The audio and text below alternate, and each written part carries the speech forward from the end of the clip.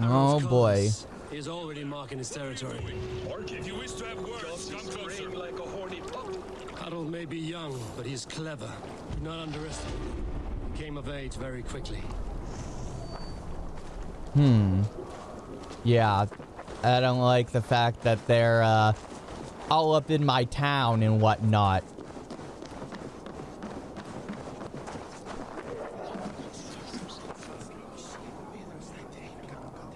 It's Eivor. Open the door. Come in. Keep your voice down. You will alert Harald's men. Oh. Where will we live? The English will fight back. The wars will never end. Or they will push us into the Christian ways. 2 days ago, we rid this land of Kjotve and his dogs. Yet today, we do not celebrate. Today we cower under a cloud of fear. But it need not be like this. We are not the heel-trodden subjects of a boy king. We are the Raven clan. Our destiny is our own. Did you know about your father's oath to Harold? I did not. And for that my anger burns hotter than any man's here. But I will not let that drive me into despair. We cannot stay in Norway. Not under Harald's boot. Not without fueling more war. So we push forward to newer lands. To England. And there make a new home. A kingdom of our own. The sons of Ragnar Lothbrok have been in England 8 winters already. Is there any land left for a clan of our size? More than enough, wife. Of the 4 kingdoms of England, only one is truly pacified. I have no desire to wear Harald's leash. I like this idea. A saga for the ages. I agree. It will take time and resources to build ourselves a new home, but the riches taken from Kjotve's raid would suffice. No. That belongs to my father, as a fair compensation. In England, we must start anew. You would start us with nothing, in a land we do not know, among people who hate us? Kjotve's riches would go some way to easing our passage, Sigurd. I bested him. It is within my rights to claim his goods. Our leaving must not be an assault on my father. It is a time of renewal for us.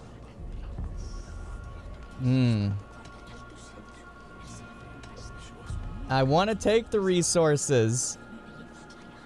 If we go, we will need all the help we can get. I say we take Kjotve's spoils for our own. I abhor such theft. But if this is what it takes to sway you to my cause, I accept. Styrbjörn will prosper by the generosity of his new king. Kjotve's goods belong to us. To England then, before the day is out. Pack what you need, but no more than that. And tighten your lips. The last thing we need is the attention of Harald's troops.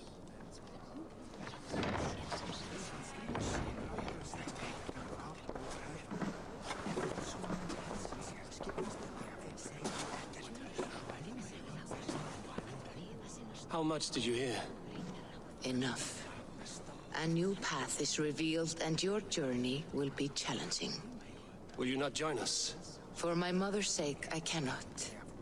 But our threads will cross again before the final day. Until then, farewell.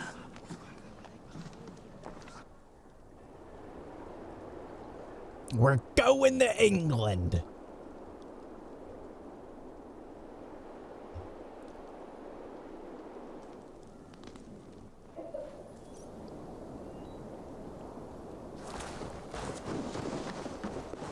All right.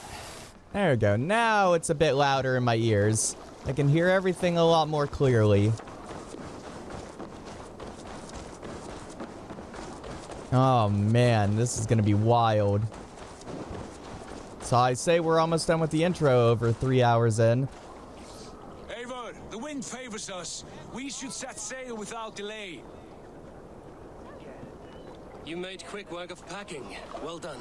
The dream of new lands is a powerful lure. As is the promise of glory. But the act of leaving so beloved a home, there is a sadness to it. Having doubts? No, not at all.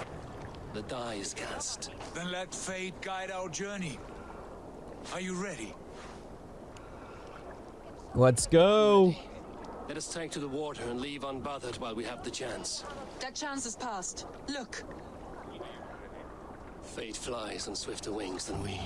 King Harold's banner.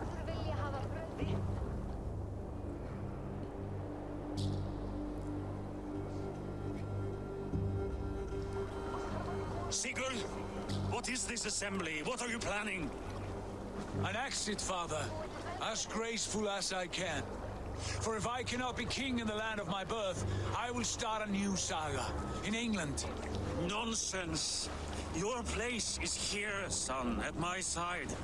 There will be other victories soon. Other glories. My choice is made, father. Do not hope otherwise. There's nothing for me here. I must go make my name in the world.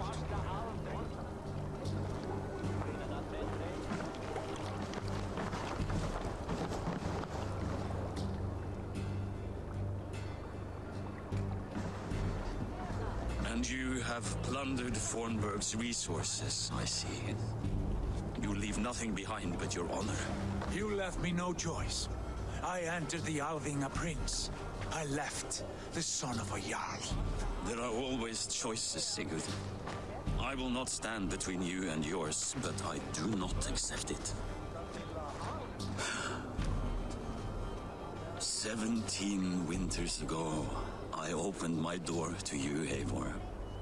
And now, your only thanks is to rob me? I should have left you to the wolves. Oh, jeez.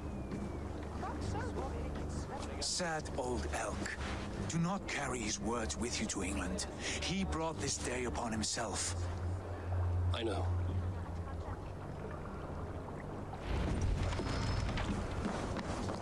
To England.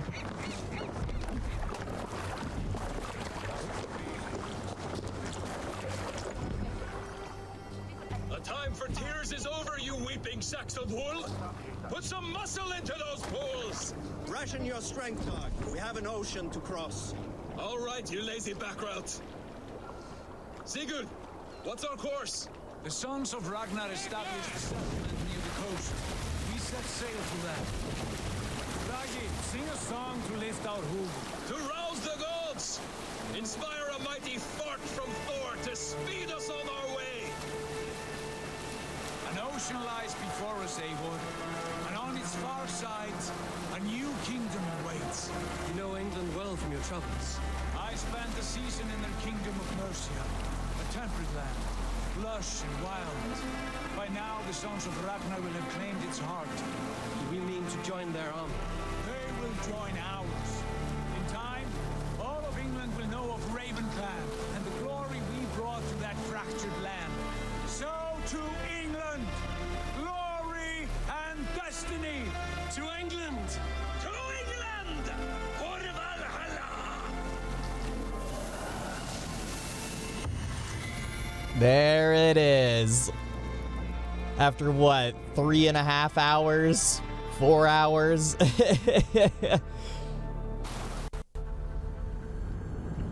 Now we truly begin. Leave Norway. Oh, okay.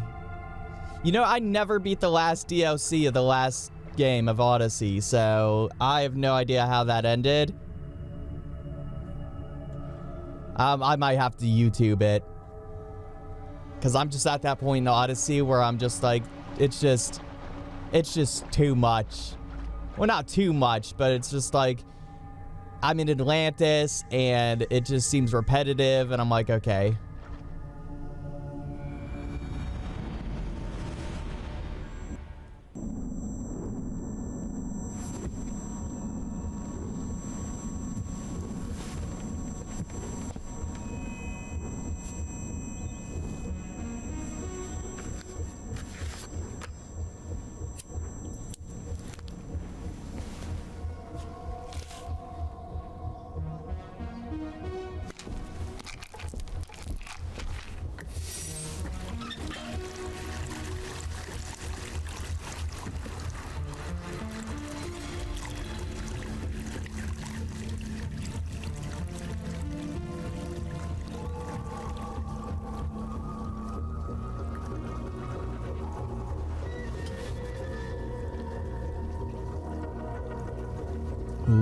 the spear.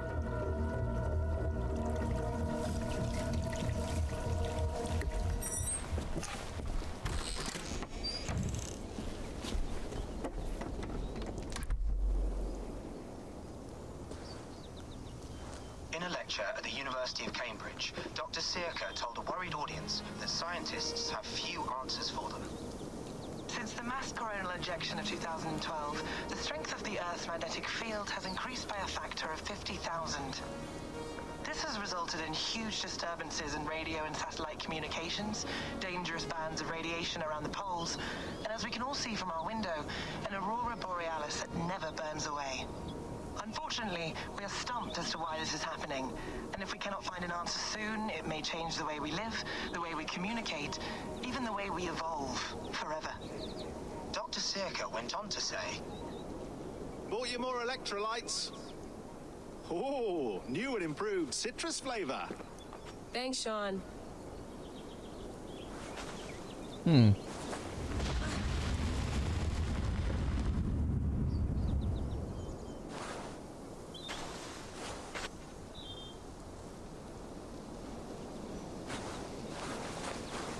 So, like, what? The world ending? How are you the key to everything? Oh, snap. Is that Eivor? You're a long way from home, Eivor. Oh, snap. That is wild. That's so cool. At least I'm not in a cave like last game. Oof, mint tea is not actually tea, Bex. It's an infusion. It's really just dirty, minty water. I don't care what you call it, Sean. Did you buy any? Of course I did, love. Hey, sorry about pulling you out. The generator was sputtering. That's fine. I needed air. How was the Animus data stream? Comfortable? Felt pretty stable after a while. Good. Just give me a sec and you can jump back in.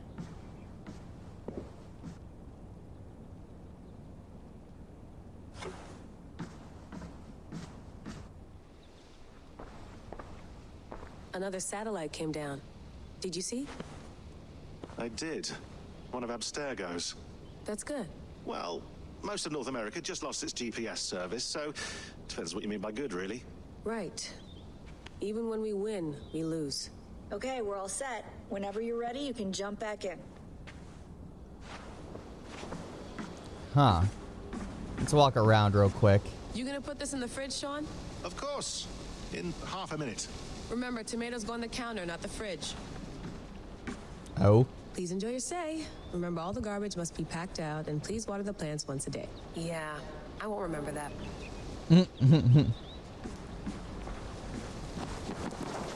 So yeah, the end of the world is coming apparently. That's what I'm getting out of this. And it's being like really weird. Sean, don't forget to water the plants while I'm under, okay? I'll add it to the calendar and tattoo it on my leg. That's quite nice. Soothing. The freaking staff. The Staff of Eden.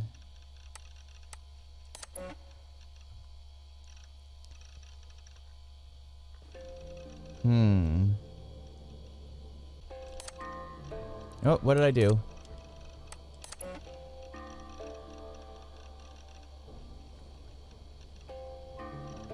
That's so crazy looking. At least he was buried with his shield. Unknown sender. Desmond. Whoa. No, come on, Sean. Turn that thing off. Oh, hold on. I like what you said there. I want to get this for posterity. Say it again, nice and loud. Seriously? Sure, come on. If nothing else, it'll give me leverage with your old man. Ah, that's your angle. Nice. What I said was, I wish I hadn't been born into the Assassins. I wish I had chosen this life. Is that good enough? Sure, but why is that? Because choice is the central idea of our creed. It underpins everything, right? It's about free will. It's about seeing the evidence before you and saying, yes, this is what I want, or no, this isn't for me. But when you're born into a group like this, or any other, like I was, you get mixed signals. You get told over and over again, this is what we believe. These are the rules. This is reality. No deviation. And if you question it, oh, they look at you like you killed a puppy. That's hardly free will. It's a weird irony when free will is your central belief, but nobody wants you to believe otherwise. I don't know how to say it exactly, but I always thought there was something self-destructive about our creed. If free will is the most important moral guidepost we have, we should be free to ignore it. To choose submission, for example. You know what I mean? Like, we should be free to side with the Templars. If it's really my choice, I could do that. Right. It's almost self-refuting. A democracy could democratically elect a dictator or choose to get rid of democracy altogether. Within our creed is the seed of its own destruction. That's what makes it powerful, I think. And fragile. Right. The more freedom you have, the more risky it is, you know? Anyway, my dad has mellowed over the years, but he was strict when we lived on the farm. He ran a tight ship. I never got the impression that I was free to choose my path forward.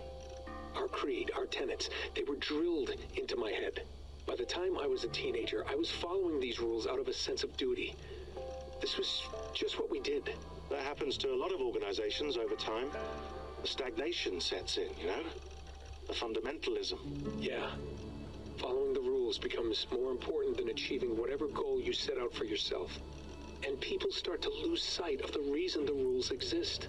That's called deontology, or a form of it. Following a rule for its own sake and not for the consequences it has. Yeah, but that feels backwards, doesn't it? Well, I think so. Following a rule is the easy part. Praying, taking a sip of wine, munching on a wafer. Rituals that give comfort. But that's just going through the motions. It makes people feel like they're doing something. When the hard work is, well, actually getting off your ass and doing something productive. I think people just want boundaries. Tight boundaries. They want to see the four walls that pen them in. I don't disagree. Anything outside that, anything that makes life more complex, that's scary. That's why I envy you. You chose this life. You went through that process, and you decided, yes, I believe in this. Sure. It didn't stop me from being an insufferable know-it-all as a teenager, but I see your point. I would have loved to have been a know-it-all. I knew nothing. Not until you guys found me. Yeah. It wasn't until I met you, and Bex and Lucy, that I knew. I knew I wanted to be an assassin. Oh, thanks, Des. Come here. Bring it in, bud. I don't normally like touching, but we'll make an exception now. I am not hugging you. You sure? Because I smell very nice today. Can't you just turn that off? Huh. Hold on, I'll just set this here. Do you guys record everything we talk about? Not everything, but you've been using the Animus so much, I thought this was a good chance to learn some things about prolonged exposure. So I'm your guinea pig? No, my guinea pigs are all dead. The Animus was too much for them to handle. Cute. Can I ask you about the bleeding effect? Any recent flashes? Any memories resurfacing? Yeah, the usual things. Ghost images of Altair and Ezio a few times a day. Nothing intrusive, just brief moments. They pass quickly, almost without me noticing. Like a figure in the corner of my eye, or remembering a dream from the night before. I did have one extended hallucination a few days ago. It was Ezio. He was older, around the time he left Cappadocia. He was standing on the deck of a ship, alone. And through him, I could feel an intense regret or guilt. And it felt to me like he'd had a loss of faith in himself, in the creed, like he couldn't keep it up, couldn't stay true to his ideals. And as I watched him, I thought, is this the moment he decided he was done being an assassin? It felt like it.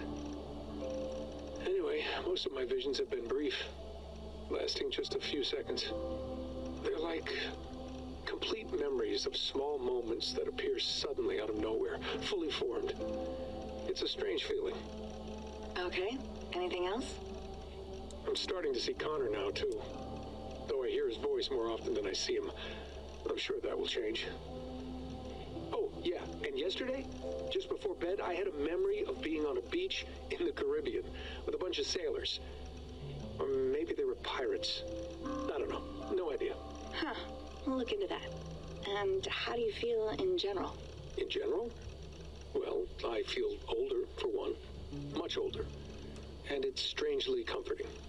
I'm collecting the memories and skills and thoughts of so many people. I feel like I've lived a few hundred years or more. Is it possible that if I do this for too long, it'll push my own memories aside? That I'll be everyone but myself after a while? It's possible. That's called identity substitution. It's happened before, but it's rare. And someone with your background shouldn't need to worry. My background? You mean someone with my genes? My abilities? You have Isu DNA, and that lets you see things and do things and withstand traumas that other people can't. And I can suffer in ways that others can't. That's not something to be proud of. You mean the apple? Yeah. It has a pull, Bex.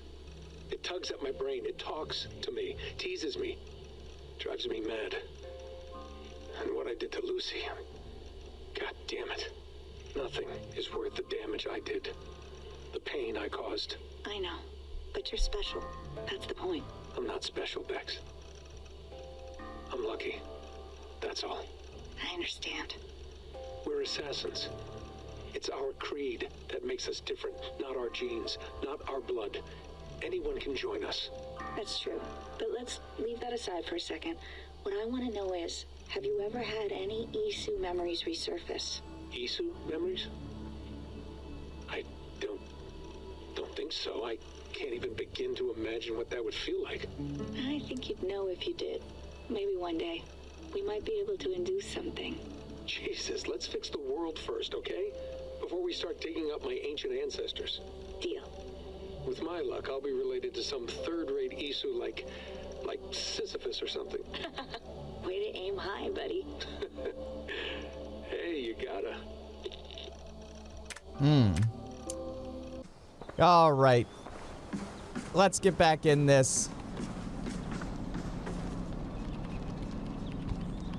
It's cool that I can leave the Animus anytime I want, more than likely, through that menu thing where you can change the character. Norway to England takes about a week by long ship, so I'll scrub ahead.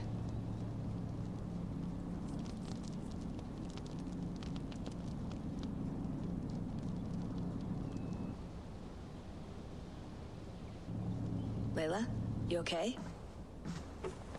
Sorry. Can you play the message again? We have the transcript. If you're looking for something, I can go and... I want to hear it. Okay. I don't mean to be cryptic. It's just... that message led us here. To this place. To a Norse grave in North America.